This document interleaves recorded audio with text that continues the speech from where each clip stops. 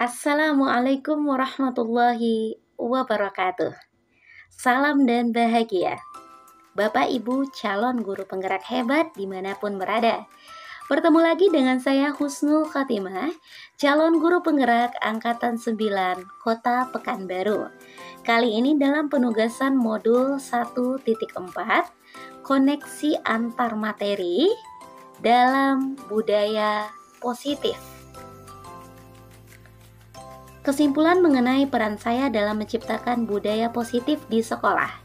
Pertama-tama, saya sangat meyakini bahwa tugas saya sebagai seorang guru adalah menuntun segala kodrat yang ada pada diri murid agar dapat bertumbuh secara maksimal, sembari memberikan arahan agar murid-murid tersebut dapat berjalan sesuai dengan tuntunan nilai-nilai luhur dan budaya bangsa kita.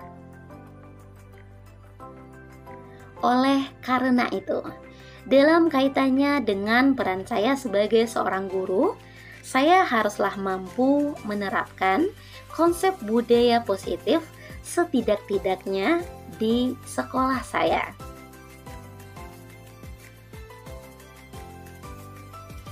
Dimulai dengan memahami teori mengenai disiplin positif, motivasi perilaku manusia, hukuman dan penghargaan, posisi kontrol, terlibat langsung dalam membuat keyakinan sekolah atau kelas, serta menjadikan konsep segitiga restitusi sebagai acuan dalam menyelesaikan berbagai situasi, baik yang telah maupun yang akan terjadi di sekolah saya.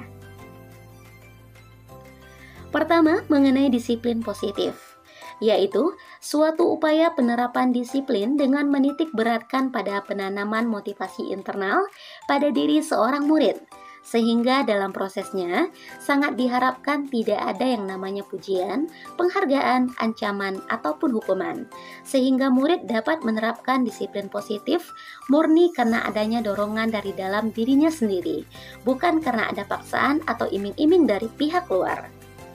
Setidaknya terdapat tiga motivasi perilaku manusia sesuai dengan pendapat Dian Gosen. Pertama, untuk menghindari ketidaknyamanan atau hukuman. Kedua, untuk mendapatkan imbalan atau penghargaan dari orang lain.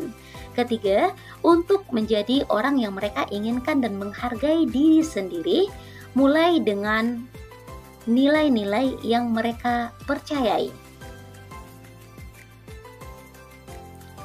Adapun jika saat ini murid-murid kita masih termotivasi hanya karena dua hal, yaitu untuk menghindari ketidaknyamanan atau hukuman, atau juga hanya untuk mendapatkan imbalan atau penghargaan dari orang lain, maka itu berarti motivasi yang ada pada murid kita masihlah sebatas motivasi eksternal.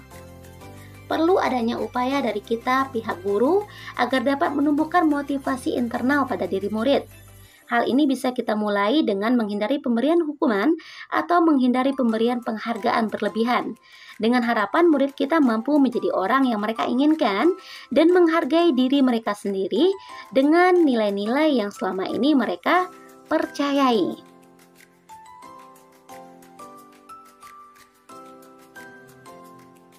Terdapat 5 posisi kontrol. Pertama yaitu sebagai penghukum, kedua sebagai pembuat rasa bersalah, ketiga sebagai teman, keempat sebagai pemantau, serta yang kelima sebagai seorang manajer. Diharapkan sebagai seorang guru kita mampu mencapai posisi kontrol sebagai manajer, posisi di mana guru berbuat sesuatu bersama dengan murid, mempersilahkan murid mempertanggungjawabkan perilakunya, serta mampu mendukung murid agar dapat menemukan solusi atas permasalahannya sendiri. Berkenaan dengan keyakinan sekolah atau kelas, guru membuat kesepakatan dengan murid untuk membentuk keyakinan kelas.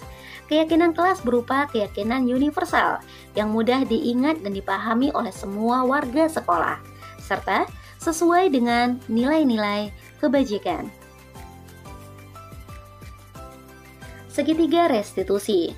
Restitusi merupakan proses kolaboratif yang mengajarkan murid untuk mencari solusi bagi masalah mereka sendiri dan membantu murid berpikir tentang orang seperti apa yang mereka inginkan dan bagaimana mereka harus memperlakukan orang lain.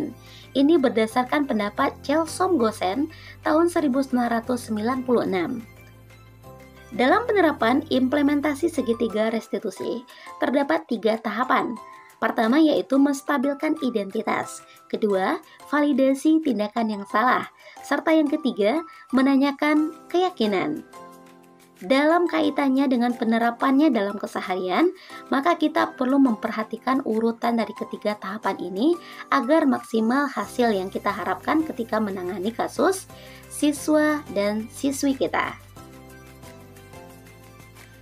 Mengenai koneksi antar materi, pada modul 1 ini terdapat 4 bagian. Pertama yaitu modul 1.1 tentang filosofi pemikiran Ki Hajar Dewantara, modul 1.2 tentang nilai dan peran guru penggerak, modul 1.3 tentang visi guru penggerak, serta modul 1.4 tentang budaya positif. Dengan melakukan budaya positif di sekolah, berarti kita sedang mengimplementasikan nilai dan peran dari guru itu sendiri, yang mana dalam pelaksanaannya tidak akan lepas dari prakarsa-prakarsa perubahan yang coba diterapkan melalui budaya positif demi tercapainya visi sekolah. Dan utamanya sekali, tentu saja bersesuaian dengan filosofi pendidikan menurut Ki Hajar Dewantara, yakninya menciptakan pendidikan yang berpihak pada murid dan bersifat menuntun tumbuh atau hidupnya kekuatan kodrat yang ada pada murid-murid kita. Dan menurut kesimpulan saya, semua modul pada modul 1 ini telah terkoneksi dan terhubung dengan baik, apalagi jika kita mampu melakukan budaya positif di sekolah kita. Refleksi pemahaman. Saya sudah memahami konsep-konsep inti dari modul 1.4 mengenai budaya positif, berkaitan dengan disiplin positif, teori motivasi, hukuman dan penghargaan, posisi kontrol guru, kebutuhan manusia, membuat keyakinan kelas, serta penerapan segitiga restitusi diikuti oleh setiap tahapannya. Hal yang menarik bagi saya adalah saat mencoba menerapkan teori segitiga restitusi dalam menangani kasus murid. Alhamdulillah, ternyata ini berdampak positif bagi murid yang coba saya bantu menangani kasus atau situasinya. Setelah mencoba melakukan penanganan kasus murid dengan menerapkan teori segitiga restitusi, saya menyadari bahwa selama ini saya masih menjadi seorang guru yang cenderung berada dalam posisi kontrol, pembuat rasa bersalah, dan pemantau semata. Mudah-mudahan kedepannya saya dapat mengambil peran kontrol sebagai seorang manajer.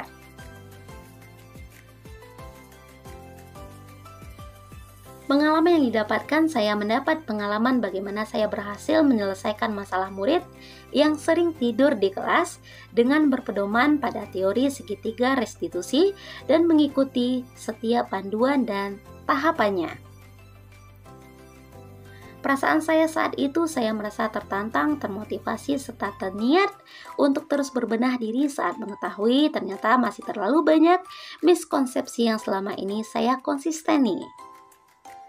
Hal baik yang mulai terlihat adalah munculnya motivasi internal pada diri murid untuk melaksanakan budaya positif sesuai dengan nilai kebajikan yang diyakininya. Adapun yang harus saya perbaiki adalah cara menangani berbagai situasi atau kasus yang mungkin saja akan terjadi pada murid-murid saya ke depannya.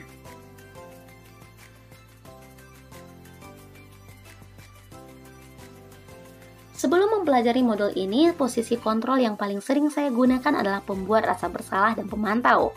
Perasaan saya saat itu terasa kurang memuaskan, karena saya rasa akibatnya tidak mampu menciptakan budaya positif untuk kedepannya. Setelah mempelajari modul ini, posisi kontrol yang coba saya mainkan adalah sebagai manajer, dan sejauh ini saya merasa cukup puas dan menikmatinya. Perbedaan sebelum dan sesudah menerapkan teori pada modul 1.4 ini tentang kebiasaan positif yang alhamdulillah lahir setelah mencoba mempraktikkan teorinya. Sebelum mempelajari modul ini, pernahkah saya menerapkan segitiga restitusi ketika menghadapi permasalahan murid? Saya rasa pernah. Hanya saja pada tahapan menstabilkan identitas dan validasi tindakan saja. Adapun untuk tahapan menanyakan keyakinan, saya belum pernah melakukannya. Karena selama ini saya pikir dengan aturan saja semuanya sudah cukup. Ternyata kita perlu menerapkan keyakinan sekolah atau kelas juga. Selain konsep-konsep yang telah disampaikan dalam modul ini, adakah hal-hal lain yang menurut saya penting untuk dipelajari dalam menciptakan budaya positif? Saya rasa ada, utamanya yaitu seputar cara-cara persuasif dalam mengajak peran serta pihak wali murid dalam menciptakan budaya positif ini, agar tercipta sinergi antara lingkungan sekolah dengan lingkungan rumah yang notabene adalah lingkungan murid kita. Nah, Bapak Ibu calon guru penggerak hebat dimanapun berada, semoga video ini dapat menginspirasi kita semua. Salam dan bahagia. Assalamualaikum warahmatullahi wabarakatuh.